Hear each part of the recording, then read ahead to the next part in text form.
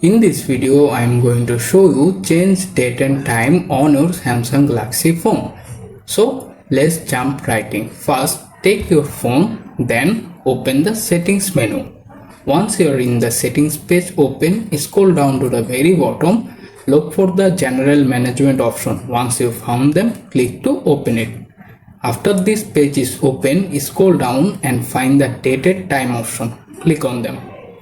In the page, look at the very top of the menu bar. Here you can find the automatic date and time option.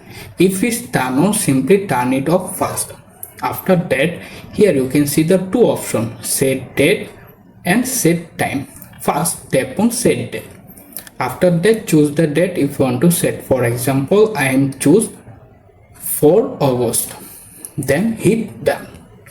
After that, tap on the set time option. Here you can basically set the time if you want to need. For example, I am set 10 p.m.